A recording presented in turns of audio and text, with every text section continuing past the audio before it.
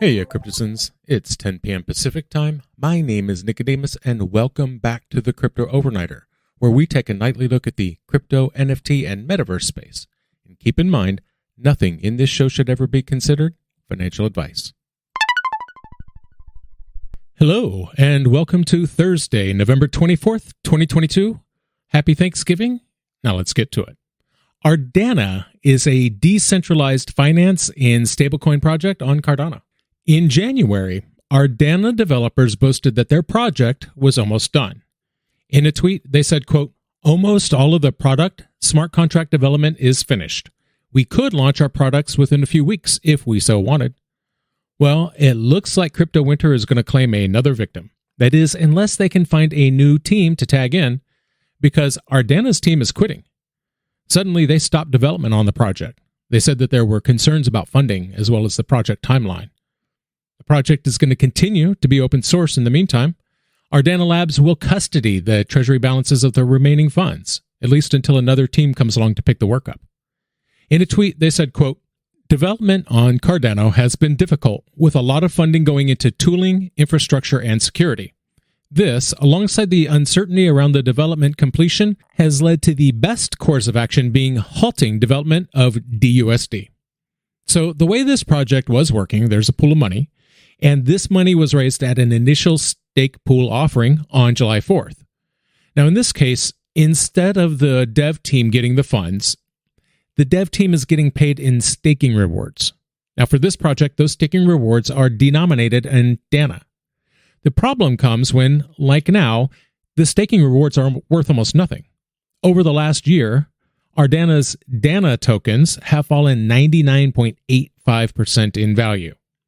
And so, as it stands, they're blaming these delays on Cardano's liquidation issues and, quote, risks to users' funds. On the other hand, some users blame the Ardana team. One wrote, quote, "Sounds like you're blaming Cardano for your lack of motivation and dedication. You decided to build here for a reason, and now you're giving up. Others, like Axel, will come in and take all the glory." Now, I'm loving Belgium right now because their Financial Services and Markets Authority said that because Bitcoin and Ethereum have no issuers, they cannot be securities. It was today that the regulator said that they were trying to get ahead of an increasing number of questions around crypto regulations in general. They were hoping to get ahead of them by addressing some of the more common gray areas. One of those gray areas has to do with whether or not digital assets can be defined as securities. Because unlike the chaos in the U.S. regulatory space, it seems like Belgian law is pretty clear. The rule is neutral as regards to technology. That's a quote. This comes to us from their FSMA, and it says that classifying financial instruments or securities shouldn't come from whether or not the asset uses a blockchain or if it relies on something more traditional. Now, this largely mirrors guidance given in July that says transferable instruments that have an issuer are likely to be securities, which means they have to provide a prospectus to potential investors. They must also adhere to the law known as MiFID, and MiFID requires financiers to be clear and to avoid conflicts of interest. Now, none of that applies to Bitcoin or Ethereum or cryptocurrencies like that because they have no issuer.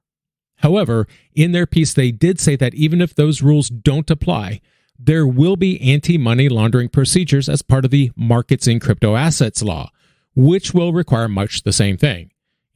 A white paper, which is kind of the same thing as prospectus. As it currently stands, a 2014 Belgian rule makes it illegal for professionals to distribute crypto assets to retail clients.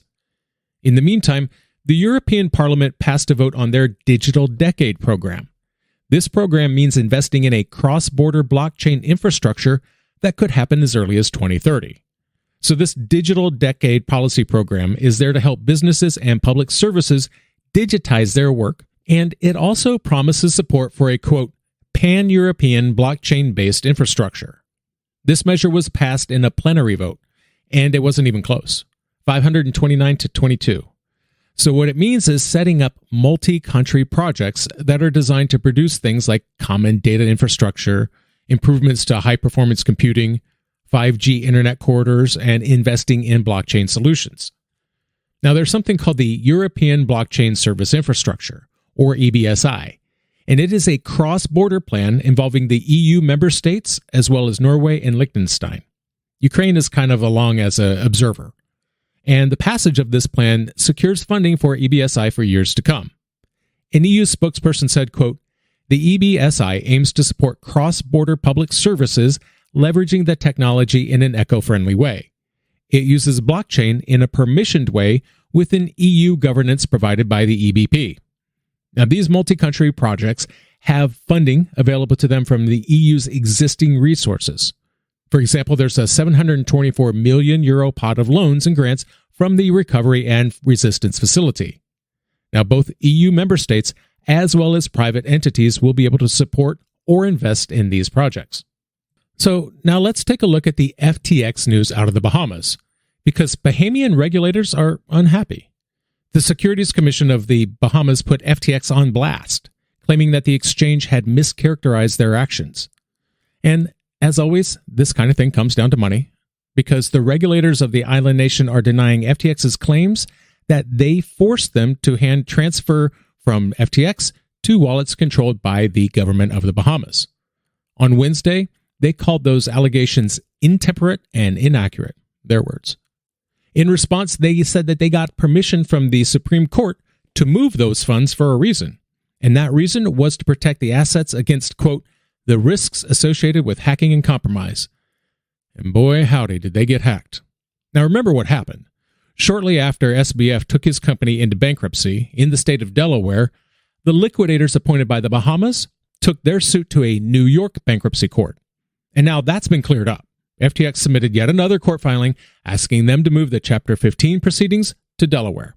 And that has happened. The representatives for the Bahamas agreed to that much.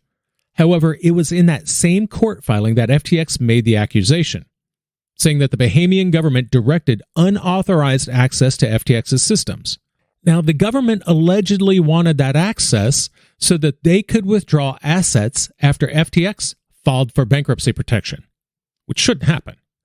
I guess it's a matter of interpretation, especially where the term unauthorized access is coming from, because the Bahamas is claiming that they were in fact justified in forcing FTX to turn those assets over to government-controlled wallets for safekeeping.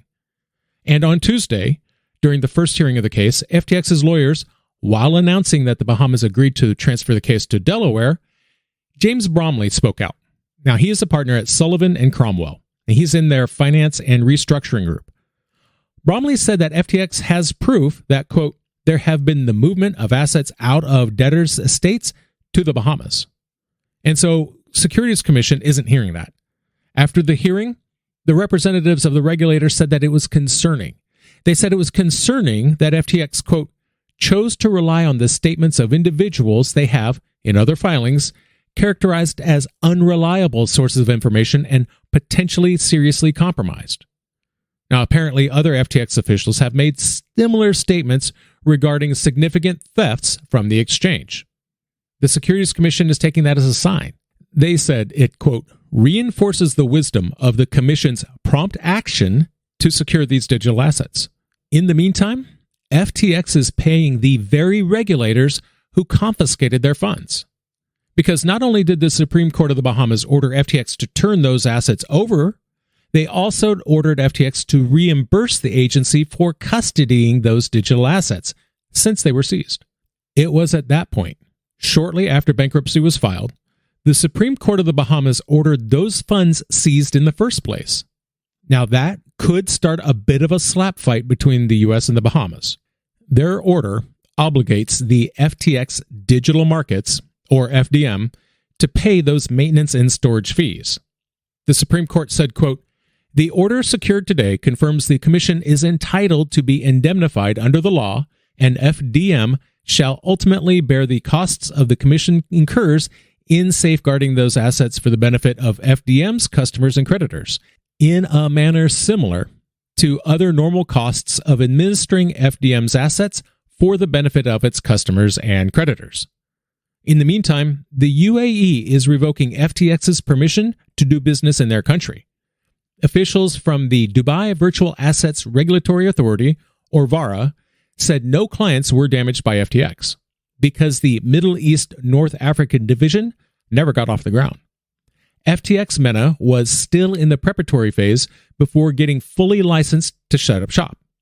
And so, with that in mind, Vera yanked that license that lets FTX continue preparations to serve the local market. On their website, the regulators announced that they revoked FTX's MVP, their minimum viable product license.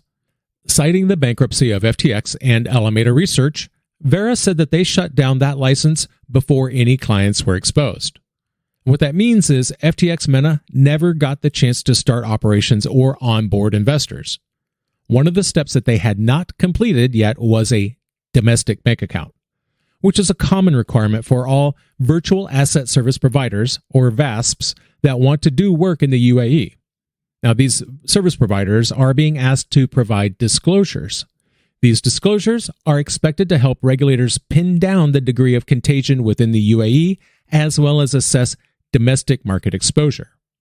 Now, it was just in March that SBF announced FTX received the first digital asset license in Dubai, and we reported it here in July when FTX got licensed to participate in the minimum viable product program. Meanwhile, Sam Bankman-Fried is still walking free. He's expected to make an appearance at a New York City conference at the end of the month. It was announced yesterday that SBF will be appearing with Andrew Sorkin at the Deal Book Summit next Wednesday. Now, this is not something that was set up a long time ago and had not been descheduled. This was tweeted out yesterday by Sam and was confirmed with Sorkin, who said, quote, "There are a lot of important questions to be asked and answered. Nothing is off limits." Now, personally, I would expect SBF to show up virtually. Let's be honest. There are a lot of people, myself included, who think that Sam is guilty of a lot of things, including fraud, wire fraud, theft, and money laundering. And then we've got Alexei Pertsev, held for months and will be held for months more for no greater crime than writing code. No bail, no relief, no mercy. And yet, SBF continues to walk free. And we're going to call it there tonight. Now, every night, I thank you, my listeners, and in the spirit of Thanksgiving, I'm doing so again. Every click, every like, every download is like a hit of dopamine right to my brain, and I want to thank you for it. We'll see you tomorrow night.